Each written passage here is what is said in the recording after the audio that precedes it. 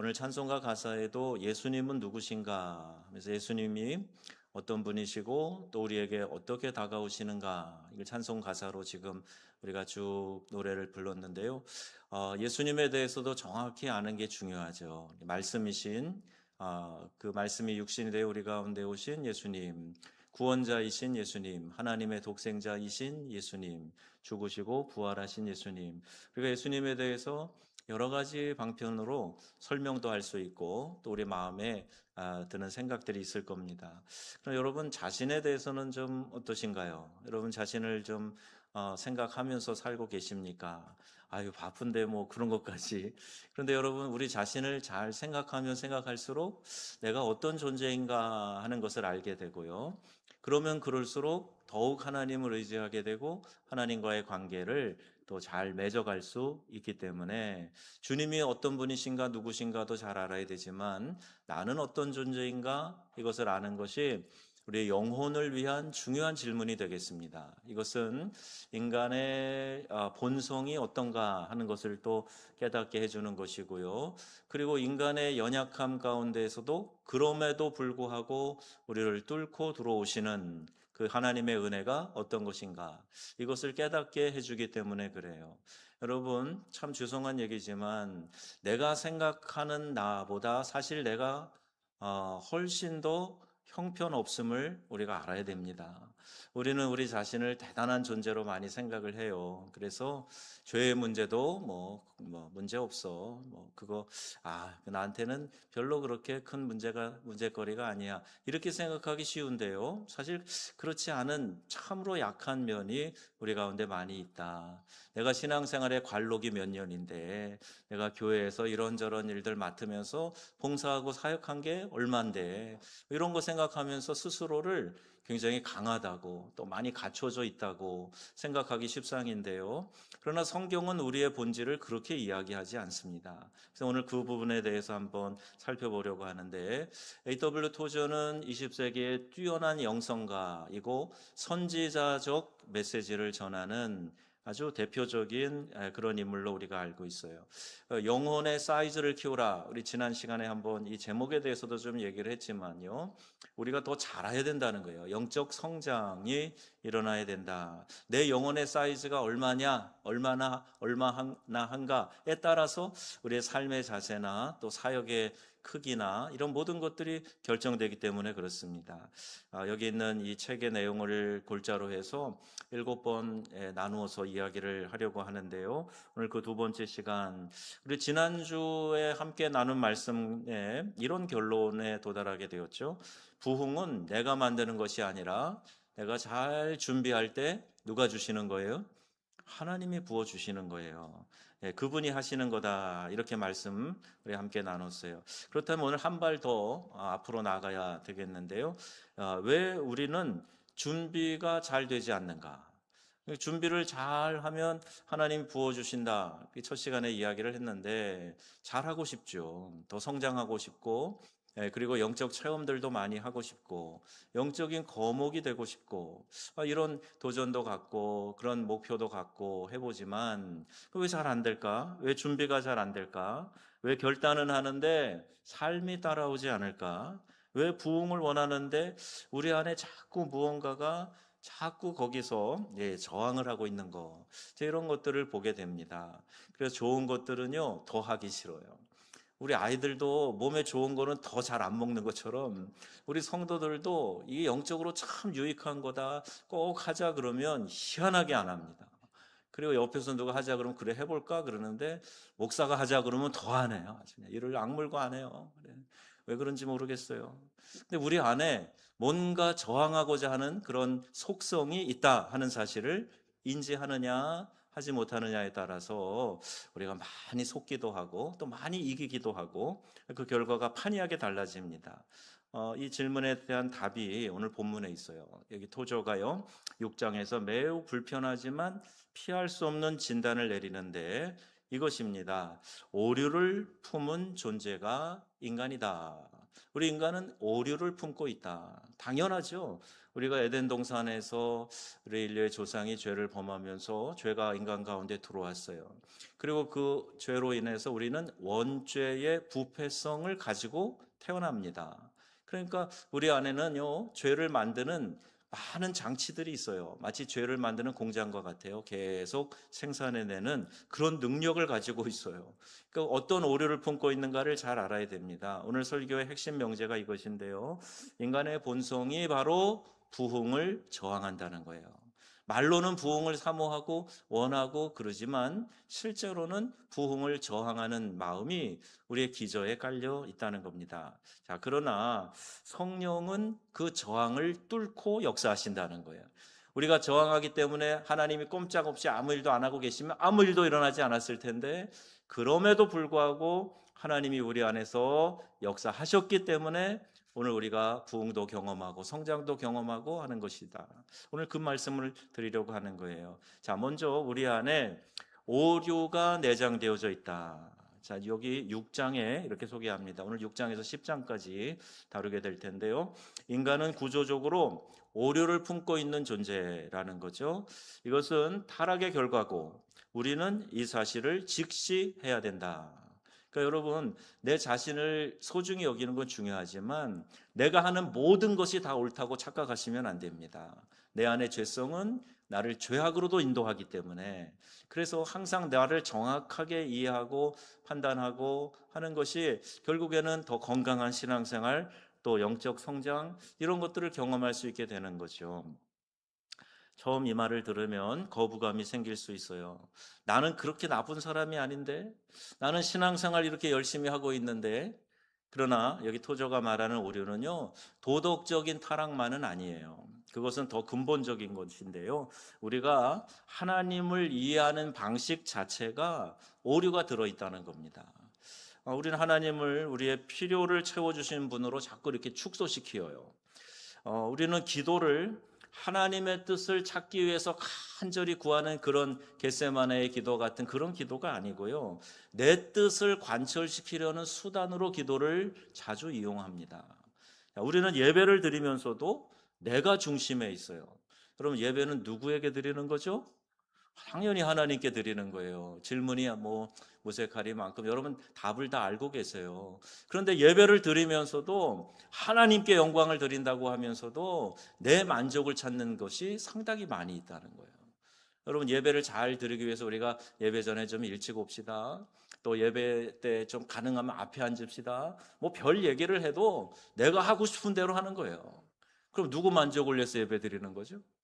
잘 생각해 보세요, 여러분. 내가 예배를 드리면서 찬양을 할 때, 또는 예배 드리면서 어떤 말씀을 들을 때, 또 여러 가지 예배 안에서 일어나는 많은 메커니즘 속에서 정말 하나님을 영화롭게 하기 위해서 내가 그 안에 함께 하고 있느냐, 아니면 나의 만족과 기쁨을 위해서 또 하나님을 나의 도우미로 사용하면서 기도도 하고 이러면서 예배하고 있지는 않은가.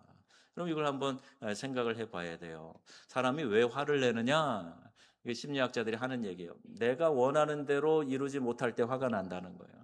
그럼 교회 안에서 내가 화를 내고 누군가에 대해서 짜증을 내고 그러면 그건 뭐예요? 그리고 내 만족으로 신앙생활 하려다가 거기서 불만족하니까, 아쉬우니까, 뭔가 욕구가 충족이 안 되니까 화내고 짜증내고 그러는 거 아니겠어요? 여러분, 교회 공동체는 전적으로 하나님의 영광을 위하여 있다 하는 사실을 꼭 기억하시기를 바랍니다. 교회의 주인은 하나님이시고요, 하나님을 예배하기 위해서 우리 모두가 있는 거예요. 어떤 직분자도 마찬가지입니다. 목회자는 여러분이 하나님을 더 집중하고 바라보고 따라가도록 이끄는 사람이에요. 여러분도 교회 안에 여러 직분을 가지고 있는데 각각의 그 직분이 감투가 아니에요. 내가 이게 완장차고 무슨 힘자랑하려는 게 아니에요. 각각의 직분에서 더 하나님을 영화롭게 하기 위해서 그 직분을 성실하게 감당하라고 세워주신 겁니다. 그래서 여러분, 교회는 전적으로 하나님의 영광을 위하여 존재하고 하나님이 주신 사명을 감당하라고 교회가 있는 것이지요. 예배, 그 모든 동력을 얻기 위해서 하나님을 영화롭게 하고 주님과 교제하며 주님이 주시는 마음을 얻기 위하여 예배를 드리고 있는 겁니다. 그런데 자꾸 우리는 내가 이해하는 방식으로 하나님을 이용하려고 하고 예배를 드리면서도 내가 중심에 있다. 이게 바로 내장된 오류라는 겁니다. 의도적인 악이 아니에요. 내가 그렇게 나쁘게 하려고 억하심정을 가지고 하는 게 아닙니다. 태어날 때부터 우리는 구조적으로 자아 중심으로 설계된 인간의 본성, 이걸 가지고 있어요. 바울은 이걸 깨달았습니다. 그래서 뭐라고 고백합니까? 로마서 7장 19절 23절 말씀을 이어서 보겠습니다. 읽어봅니다. 내가 원하는 바 선은 행하지 아니하고 도리어 원하지 아니하는 바 악을 행하는도다. 내 지체 속에서 한 다른 법이 내 마음의 법과 싸워. 자, 바울은 이걸 정확하게 발견하고요. 그가 영적으로 민감한 사람이고요. 또 하나님의 성령이 강하게 그를 붙잡고 있으니까 이걸 깨달은 거예요. 그러면서 탄식과 같은 이 말을 여기 기록하고 있는 겁니다. 이 말씀을 한번 천천히 여러분 음미해 보세요. 이건 불신자의 고백이 아니에요. 사도 바울의 고백이라니까요. 놀라운 영적인 체험을 하고 극적으로 하나님 앞에 우리 주님이, 부활하신 주님이 그를 부르셔가지고 그리스도의 사도된 자 바울이에요. 성령 충만한 사도의 고백입니다. 그런데 원하는 대로 안 된다는 거예요. 내가 원하는 거는 이건데 이게 반드시 하나님이 기뻐하실 것인데 그게 뜻대로 잘 안 되고 오히려 원치 아니하는 바 악을 행하는도다. 악은 나도 원치 않고 하나님도 기뻐하시지 않는데 희한하게 하나님 기뻐하시는 선으로 가는 게 아니라 자꾸 악으로 행하고 있다. 그것을 내가 발견했다. 왜 그렇습니까? 바울은 이렇게 설명을 합니다. 23절 말씀인데요. 이런 말씀으로 기록되어 있어요. 내 지체 속에서 한 다른 법이 내 마음의 법과 싸워 내 지체 속에 있는 죄의 법으로 나를 사로잡아 오는 것을 보는도다.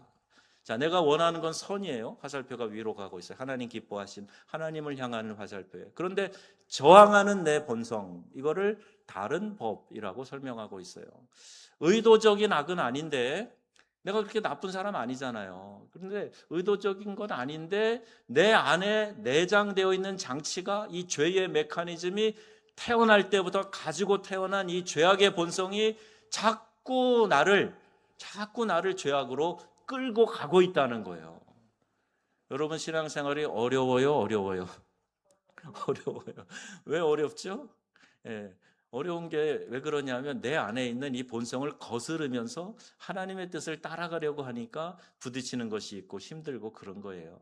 그런데 어떤 분들은 막 초월한 사람처럼 쉬워요 그러지만 사실 그 쉬운 것은 성령이 감동을 주시고 내가 성령에 충만할 때 성령의 이끄시는 힘에 의해서 따라갈 때 그때 쉽게 느끼는 거지. 일상적으로 우리는요, 가만 놔두는 자연인, 내추럴한 우리의 상태는 어렵습니다. 죄악의 본성을 더 빨리 따라가기 때문에 그래요. 여기 다른 법이라고 그랬는데요. 이 다른 법이 우리 안에 있다는 거죠. 이것이 인간 본성 안에 내장된 오류라고 설명하고 있어요. 그리고 이 오류가 바로 부흥을 저항하는 요소다. 7장에서 토저는 이 오류가 종교적인 형태를 띨 때 더욱 위험해진다. 이걸 경고하고 있습니다. 인간의 종교성이 오히려 하나님을 향한 진정한 갈망을 대체할 수 있기 때문에 열심히 종교 생활을 하면서 정작 하나님은 만나지 못하는 역설. 그러니까 형식이 살아있는 신앙을 이게 바로 이 형식이 정말 내 안에 살아있는 이 신앙을 질식시키는 그런 비극을 초래하게 된다는 거예요. 그래서 여러분 교회 안에 참 신앙이 좋은 것 같은 사람이 사실은 오히려 내 자신도 신앙의 세계로 들어가지, 영적인 세계로 들어가지 못하고 다른 사람도 들어가지 못하게 가로막고 예수님이 바리새인들 그 서기관들을 그래서 책망하셨어요. 너희도 천국 백성이 되지 못하고 다른 사람도 못 들어가게 한다.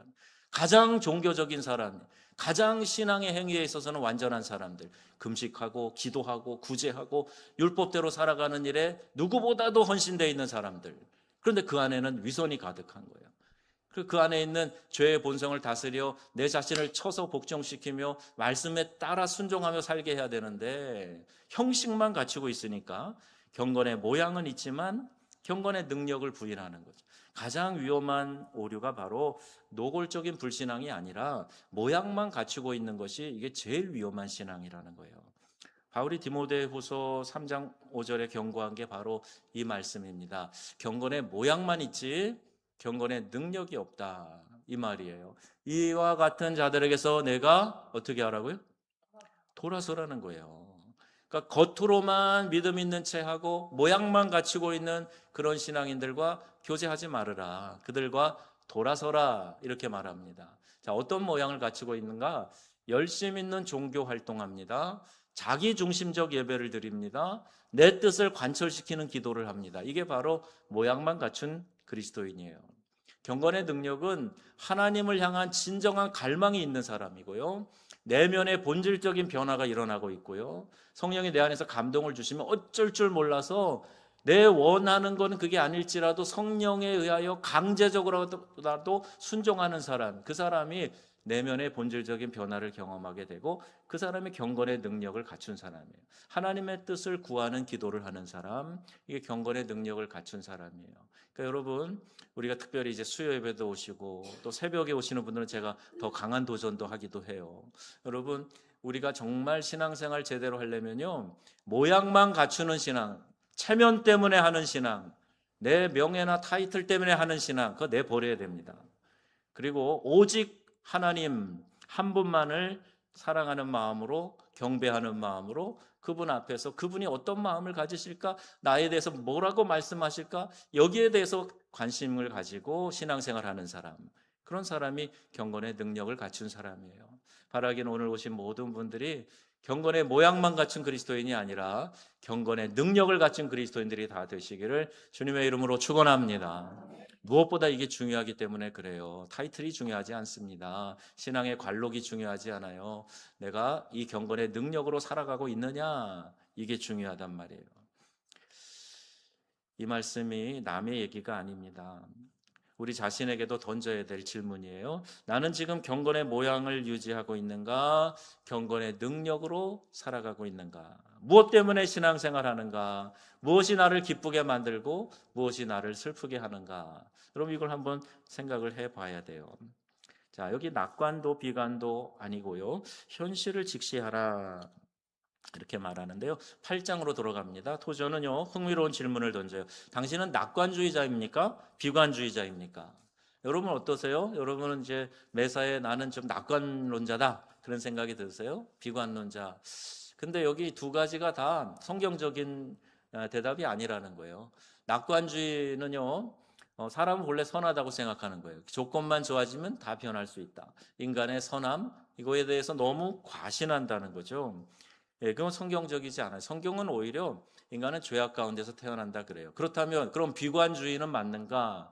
이건 체념적인 걸 말하는데요. 어차피 세상이 이렇게 되기 때문에 사람은 절대로 안 변한다. 우리도 그런 확신 갖고 있는 분이 있어요. 사람 절대로 안 변한다. 예, 변화에 대한 아예 체념을 하고 살아가는 거예요. 이것도 성경적이지 않아요. 그럼 뭘 얘기하는가? 성경적 현실주의라는 말을 합니다. 자, 이것이 제3으로 셈의 길을 제안하는 길인데요. 인간의 본성에 대해 성경이 말하는 그대로를 직시하는 거예요. 뭐냐? 인간은 타락했다는 거예요. 그러나 구속받을 수 있다는 거죠. 인간은 오류를 품고 있으나 그러나 성령이 고치실 수 있다는 거예요. 그러니까 기본적으로는 부정적인 게 맞아요. 그러나 하나님이 하실 수 있다는 거고 고쳐 쓰실 수 있다는 얘기인 거죠.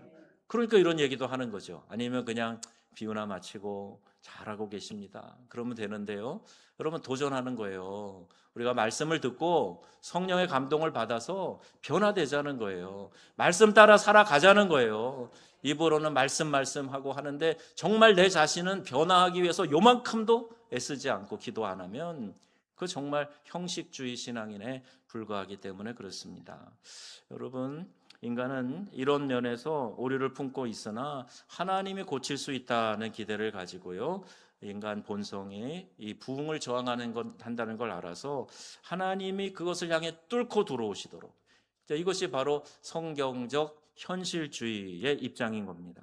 예레미야는 인간 본성에 대해서 가장 냉철한 진단을 내린 선지자예요.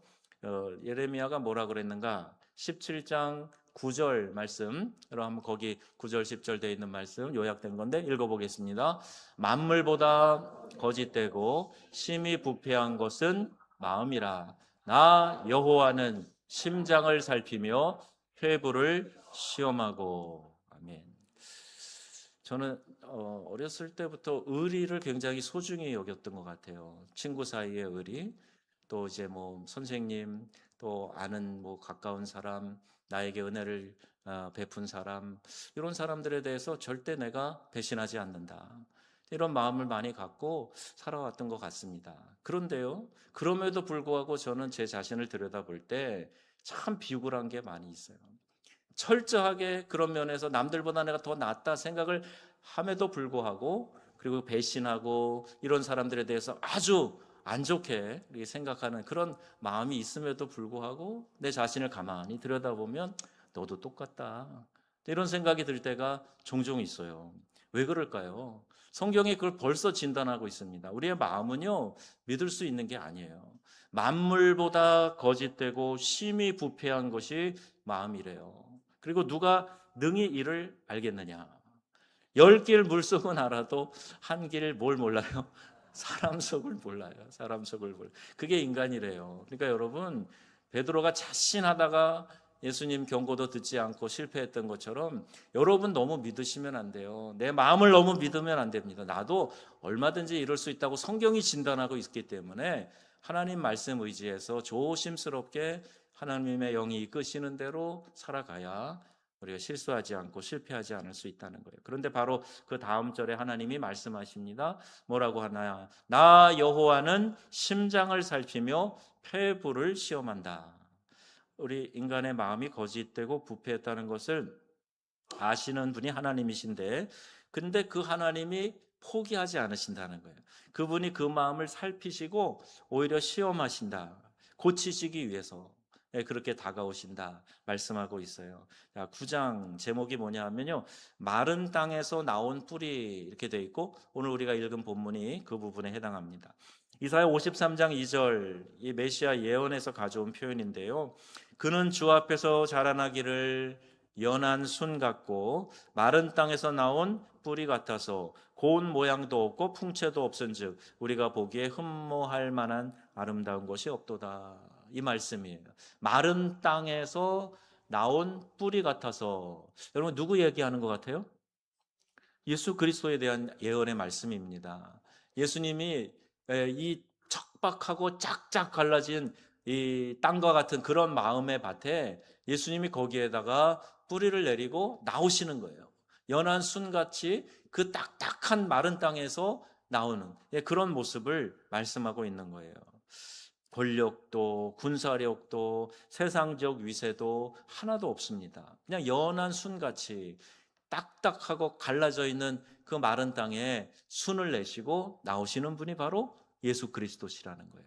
그러니까 우리가 어떤 마음의 밭이어도 어떤 타락한 상태에 있어도 예수님은 얼마든지 우리 가운데 다가오실 수 있고 연한 순처럼 자라나시고 뿌리 내리시고 성장하고 우리를 키워주실 수 있는 분이시다. 왜 하나님이 그렇게 오셨습니까? 여기 말하는 것은 이게 우연이 아니라는 거예요. 하나님은 인간의 오류가 만들어낸 세계 한가운데로 오셨는데 메마른 땅, 즉 인간의 타락과 절망과 한계 가운데로 뚫고 들어오신 것이죠. 이 말씀이 우리에게 주는 첫 번째 위로가 뭐냐? 하나님은 우리의 메마름을 모르고 오신 게 아니라는 거예요. 이미 알고, 우리의 죄성도 알고, 메말라 짝짝 갈라진 것 같은 심령인 것도 알고, 자꾸 죽을 듯이 변하는 마음인 것도 알고, 그러면서 예수님은 찾아오셨다는 거예요. 우리가 오류를 품은 존재라는 거, 본성이 이 부흥에 저항한다는 거 알면서도 오셨어요. 그러니까 예수님 보세요. 제자들 12명 세워놓으셨는데요, 다 뿔뿔이 도망갑니다. 한 명도 의례를 지키지 않았어요. 베드로는 호언장담했지만 결국 도망가 버리고요. 예수님의 제자들이 다 하여튼 주랭랑을 쳐버리고요. 그런 꼴을 당하셨어요. 심지어 가룟 유다는 예수님을 은 30에 팔아 넘겼어요. 이런 의리 없는 자가 있는. 그런데 가룟 유다가 다 우리 속에 들어 있습니다. 그럼에도 불구하고 예수님이 오신 거예요.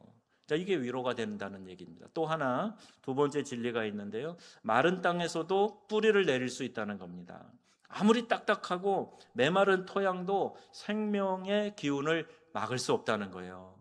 여러분, 어떤 때 보시면요, 이 연한 순인데요, 이게 풀인지 꽃인지 모르는데 시멘트 사이에 갈라진 틈으로 나오는 거 보셨어요?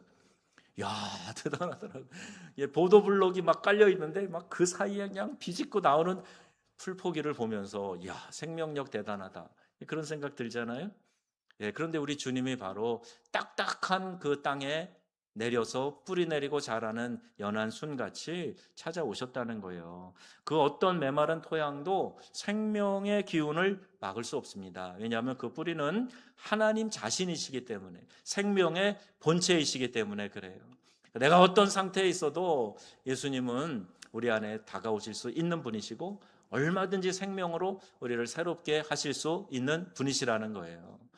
요한복음 1장 5절 말씀 기억하세요? 빛이 어둠에 비추되 어둠이 깨닫지 못하더니, 여기 깨닫지 못한다라는 말의 원어의 뜻은요, 카텔라벤이라는 단어를 쓰는데 이기지 못한다, 혹 진압하지 못한다, 이런 뜻이 있어요. 어둠이 빛을 이기지 못한다는 거예요. 캄캄하면은 정말 막 절망인 것 같은데요, 빛이 한번 탁 들어오면 어둠은 어떻게 해요? 그냥 주랭랑을 치고 없어지는 거예요. 빛이 있으면 어둠은 맥을 못 추고 사라지게 되는 거죠. 어둠의 빛을 이기지 못합니다. 인간의 오류가 하나님의 빛을 진압하지 못합니다. 메마른 땅이 생명의 뿌리를 막을 수 없습니다. 그래서 토저가 이렇게 말합니다. 우리가 직시해야 할 것은 인간의 한계가 아니라 그 한계 안으로 들어오시는 하나님의 능력이다. 여러분, 이걸 주목하라는 거예요.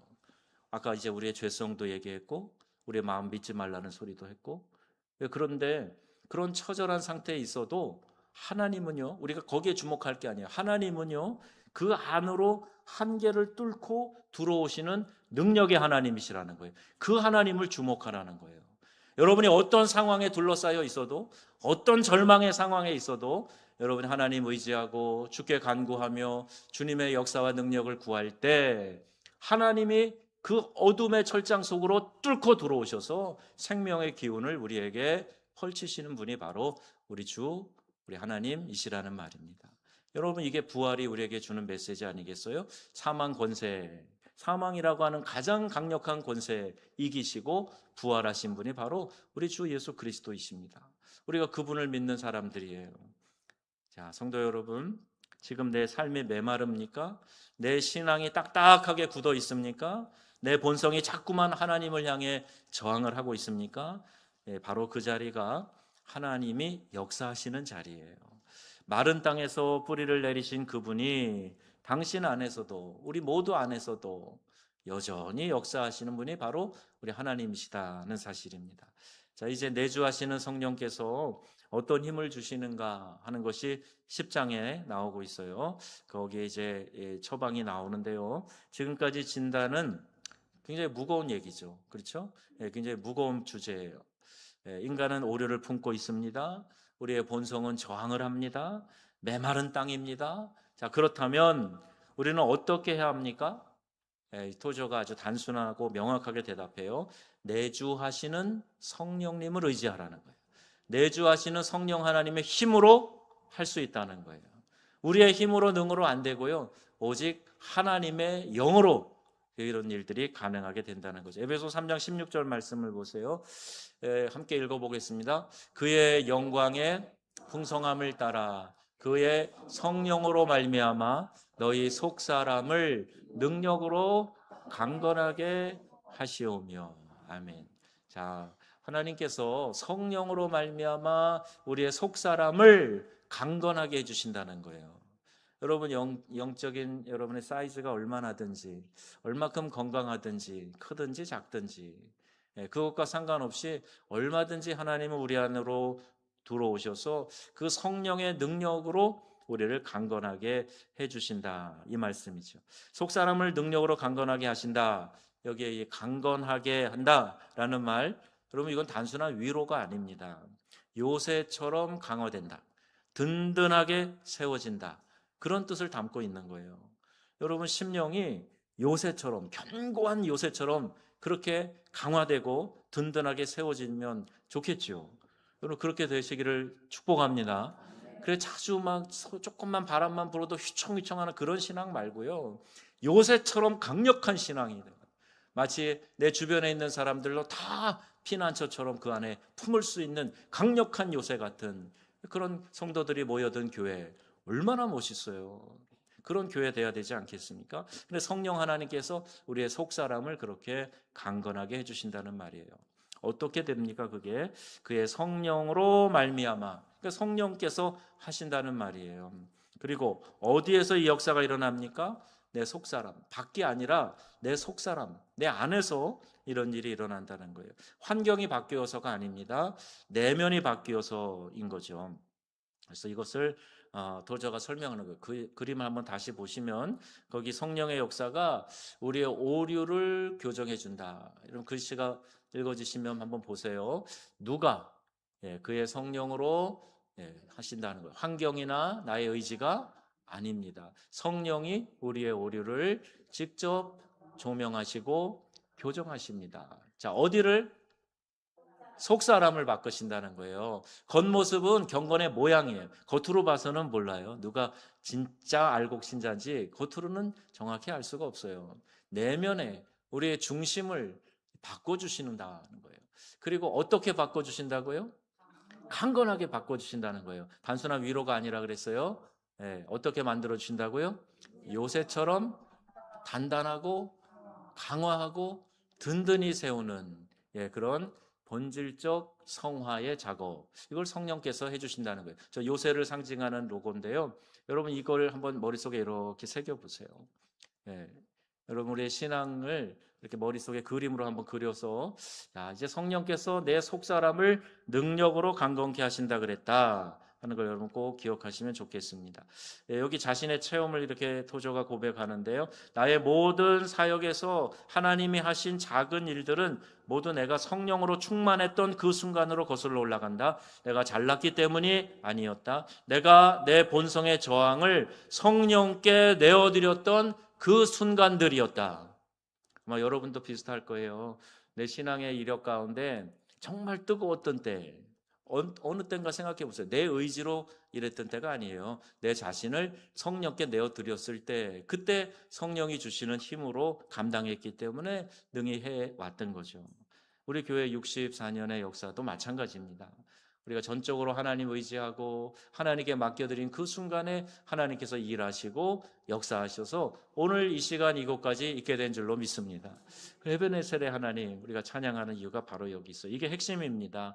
내 본성의 저항을 성령께 내어드리는 것, 이것이 준비된 영혼의 모습이라는 거예요. 로마서 8장 26절, 이것을 더 깊이 조명하고 있는데요.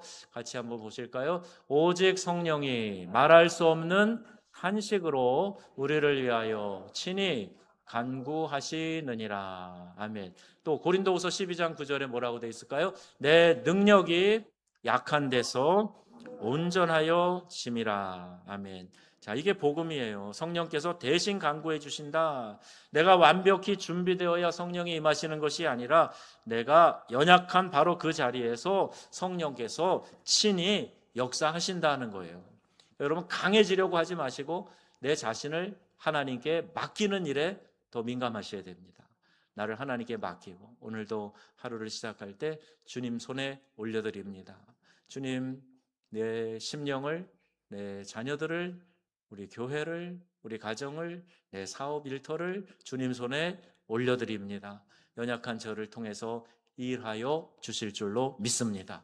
여러분 그런 마음으로 주님께 나아가야 된다는 거예요. 그때 이 약한 데에서 우리가 온전하여진다. 약한 데서 하나님의 강하심을 보게 된다. 그 말씀이죠. 오류를 품은 자리에서 성령이 역사하시기 때문에, 메마른 땅에서 뿌리를 내리시기 때문에 오히려 기회가 될 수도 있다는 사실을 우리가 생각해 보아야 됩니다. 사도 바울이 우유부단한 사람 같았으면 부활하신 주님이 그를 쓰시기 위해서 그렇게 찾아가시지 않았을 거예요. 열심히 썼던 사람이에요. 무슨 열심? 유대교의 열심으로 신흥 종교 집단인 기독교인들을 박해하기 위해서 죽이려고 쫓아다니는 그런 상황에서 하나님이 바울을 꼬꾸라뜨리신 거예요. 그리고 하나님의 종으로 삼으셨죠. 여러분, 바울은 자신이 육체적으로는 태생으로부터 많은 걸 갖췄다고 생각했으나 아까 그 고백하는 7장의 고백을 보세요. 바울은요, 나의 안에 있는 이 죄성을 발견하고 나의 이 연약함을 하나님의 손에 올려드려서 하나님의 유용한 도구가 된 것입니다. 저와 여러분이 강함을 자랑하지 말아야 돼요. 나 힘 있는 사람이에요. 절대로 뽐내고 자랑하지 마세요. 오히려 그게 걸림이 되고 넘어짐의 앞잡이가 됩니다. 나는 연약한 사람입니다. 하나님 도와주세요. 이 연약함을 통해서 하나님 일해주세요. 우리 교회를 통해서 하나님 일해주세요. 약한 것을 주님께 올려드리고 우리가 이 부흥에 본성적으로 저항하는 우리의 죄성을 깨닫고 하나님 앞에 우리의 속사람이 강건해지도록 내어 맡기는 일을 해야 됩니다. 기도함으로 말씀을 의지해서 내 자신을 바꿔 나가는 그런 역사가 우리 모두에게 있어지기를 축원합니다. 인간 본성이 부흥에 저항한다는 거 여러분 이거는 우리가 잘 이해하고 받아들여야 돼요. 그게 기회가 돼서 성령이 그 자리에서 일하기 시작하십니다. 그런 저항과 부딪힘이 있었을 때 사도 바울을 찾아오셨던 그 예수님이 오늘 우리 가운데도 찾아오셔서 일하기 시작하시는 거예요. 지금 내 안에 어떤 저항이 느껴집니까? 그건 절망의 신호가 아닙니다. 성령이 이미 역사하고 계시다는 증거예요. 내주하시는 성령께서 오늘 역사하실 때 여러분 이렇게 고백하세요. 주님, 저는 오류를 품은 존재입니다. 제 본성의 저항을 주님께 내어드립니다. 저의 속사람을 능력으로 강건하게 하여 주옵소서. 자, 여러분 이렇게 기도하시길 바라요. 에베소 3장 16절에 있는 말씀인데요. 그의 영광의 풍성함을 따라 그의 성령으로 말미암아 너희 속사람을 능력으로 강건하게 하시오며. 여러분 이 말씀 붙잡으시고요. 내 속사람을 하나님 강건케 해달라고 기도하는 이번 7주간의 여정이 될 수 있기를 축복합니다. 내 겉을 자꾸 포장하려고 하지 말고요. 나 강한 사람이에요. 자꾸 드러내려고 하지 말고요. 내 속사람의 상태가 어떤가를 좀 쳐다보세요. 그리고 내 속사람이 강해질 수 있도록 하나님의 영이여 함께하여 주옵소서. 이렇게 기도하는 우리 성도님 되시기를 바랍니다. 자, 오늘 이 적용 질문으로 한번 나아가기를 원해요. 내 신앙 안에서 경건의 모양은 있지만 경건의 능력이 빠져 있다고 느껴지는 부분이 있다면 그게 어디입니까? 한번 생각해 보세요. 두 번째 질문 혹시 읽어주실까요? 같이 읽어보겠습니다. 내 삶에서 가장 메마른 땅처럼 느껴져 성령이 뚫고 들어오심이 필요한 영역은 어디입니까? 여러분 내드려야 됩니다. 내 마음속으로 성령이 들어오셔서 역사하실 수 있도록 가려놓지 말고 잠가놓지 말고 열어드려야 돼요. 그래서 감으로 메마른 그 심령이 은혜의 담비로 촉촉히 젖어들고 그래서 성령이 뚫고 들어오셔서 나를 변화시킬 수 있도록 내어 맡기는 일, 여러분 이제 함께 기도하면서 그렇게 나아가실 수 있기를 바라고요. 여러분의 영적인 성장이 정말 괄목성대하게 많이 일어나는 이번 기회가 될 수 있기를 우리 주 예수님의 이름으로 축원합니다. 아멘.